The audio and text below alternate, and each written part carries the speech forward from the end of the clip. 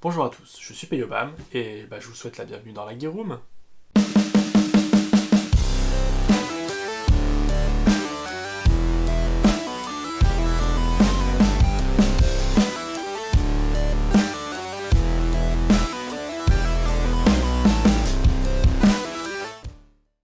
Donc aujourd'hui, on se retrouve pour un unboxing qui continue et qui devrait pas tarder à clore la série sur la tenue Black Hawk Down.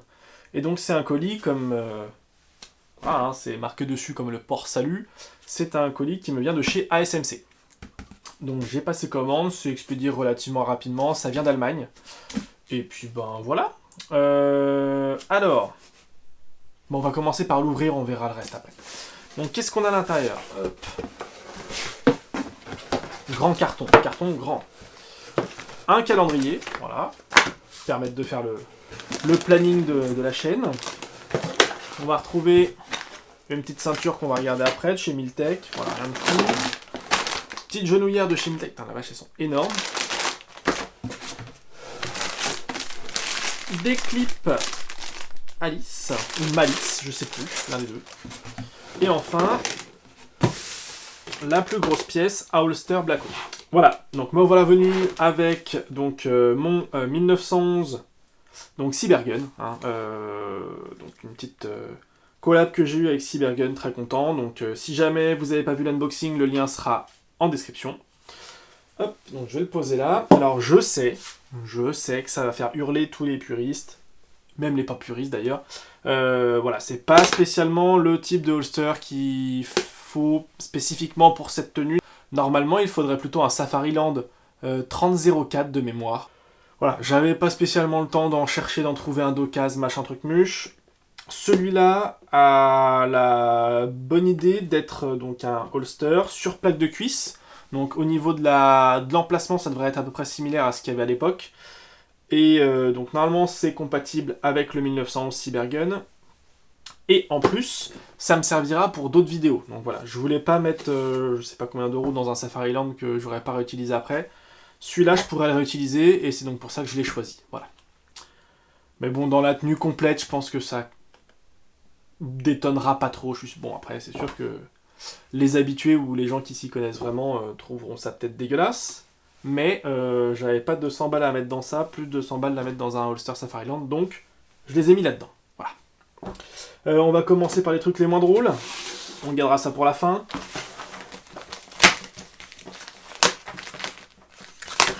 Donc petite ceinture US Pistol Belt, voilà, de chez Miltech. Normalement rien de fou, ça a dû me coûter vraiment pas cher, mais vraiment pas cher. Bon, on verra ce que ça vaut. On va voir ce que ça vaut. C'est réglable. Normalement, je dirais qu'il faut soit enlever ça. Ouais, sûrement. Il faut sûrement réussir à faire passer ça au-dessus. Clac pour déclipser ça. Voilà. Et ensuite pouvoir la faire bouger comme ça. En vrai, c'est pas si pire comme système. C'est pas si pire. Ça, je peux le bouger. Je peux donc tirer dessus pour l'agrandir. Remettre la boucle où je veux. Voilà. Et une fois que la boucle elle est à la bonne place, je ravance ça. Voilà. On met un coup de crochet. Clac. Voilà. Et on revient sécuriser avec ça par-dessus. Le principe est pas déconnant. Voilà. La boucle, elle est... C'est du plastoc, hein, mais bon. Voilà, on verra au niveau taille ce que ça donne. Bon, je devrais avoir un peu de marge de réglage, donc ça devrait le faire. On la réglera dans la vidéo où on met en place la ceinture. Mais bon, le système de réglage est pas dégueu. Et normalement, ça, ce genre de système avec les petites dents là, comme ça bouge quasiment jamais. Enfin, ça bouge pas. Hein. Et plus on tire, plus ça serre. Et en plus, avec ça pour sécuriser, la petite bague là. Franchement, ça devrait faire le café. On verra. Ce sera un peu la surprise, mais pour cette balle, je crois. Je vais regarder le prix quand même. Voilà. 8,06 €. Hein, je vais pas pleurer. Ça fera le temps que ça fera. Ça me permettra de tester, de voir si le set fonctionne bien. Si jamais il fonctionne bien, je verrai peut-être pour acheter du matos un peu plus quali, mais bon, voilà, ça devrait aller. Ça, couché.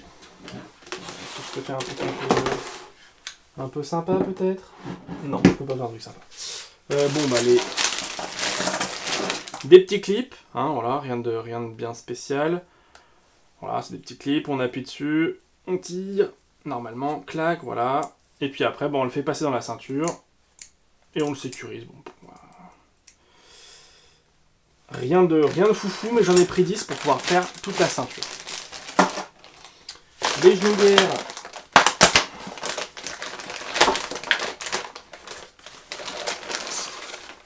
Les genouillères, elles sont énormes.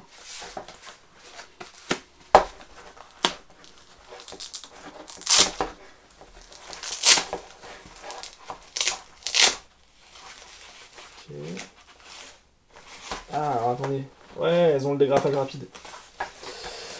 Donc, genouillère. La protection en mousse à l'intérieur a l'air de pouvoir s'enlever. Alors, est-ce que ça a l'air ou ça s'en va ou ça s'en va pas?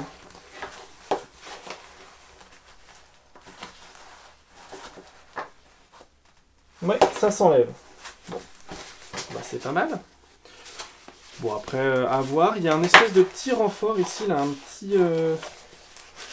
petit surplus. Je pense que ça vient se mettre juste au-dessus du genou pour pas que ça descende. On verra ce que ça donne. Je vous donnerai mes impressions quand on fera la tenue complète. Mais voilà, au niveau look, c'était assez proche de ce que je voulais avec les espèces de rivets, la grosse plaque.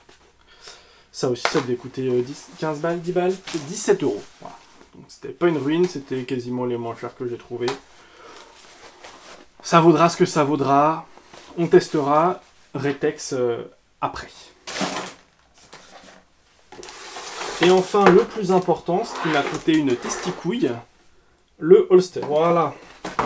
Donc c'est un Serpa avec plaque de cuisse. Donc on a la plaque de cuisse. À l'époque où j'en avais un, moi, ça, là, c'était pas élastique comme ça. C'était de la sangle, mais c'était pas ouf. Là, on a des grosses boucles faites aux US. Voilà. Pour la petite info. Clac. Donc voilà, le holster est fixé grâce à... Je sais pas si... Non, vous verrez pas. Si, il y a 3 vis qui sont 2 en bas ici, une ici. Voilà. Là, elles sont bien serrées, ça bouge pas. Genre de truc, faut faire gaffe, hein, ça peut se desserrer, se barrer.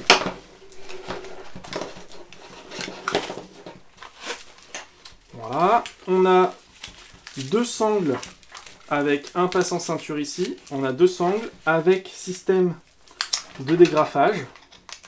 Donc comme ça, en fait, vous pouvez laisser votre ceinture tout le temps. Et si jamais vous avez plusieurs holsters, ce qui n'est pas mon cas, mais voilà. Ou avec plusieurs plaques de cuisse, vous pouvez clac switcher en enlevant ça. Voilà. Ça a le mérite d'être là. Hop. Mais du coup, ça rend le holster assez bas. Il existe aussi chez Blackhawk une plaque ronde mâle, ronde femelle que vous venez mettre l'une à l'intérieur de l'autre en les tournant pour clipser les holsters et pour pouvoir les changer. C'est vraiment pas mal comme système. Donc voilà, maintenant la grande question c'est est-ce que le 1911 Cybergun rentre dedans? La seule et unique question.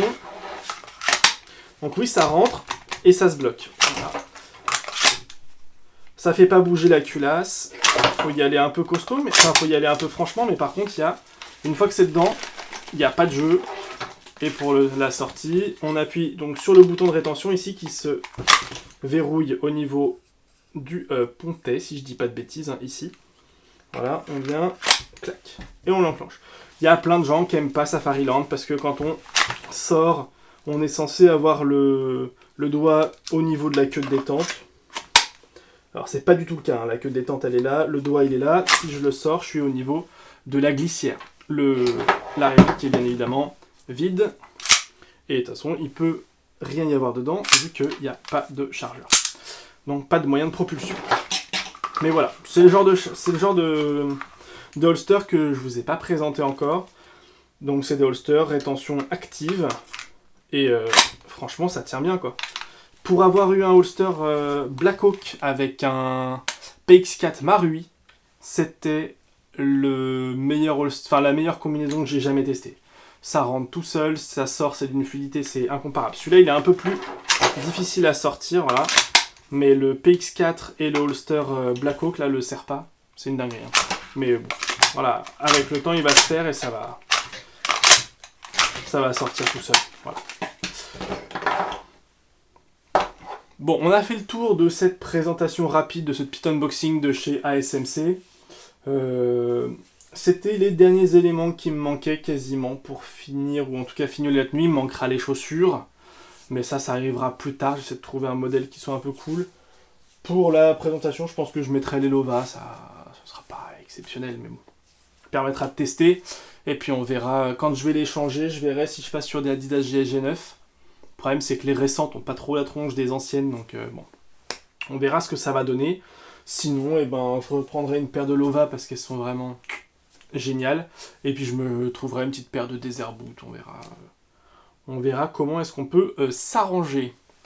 Bien écoutez, j'espère que cette vidéo vous aura plu. Si c'est le cas, n'hésitez pas à lâcher un like et un commentaire. Dans la barre de description, n'oubliez pas de la partager aussi, c'est important.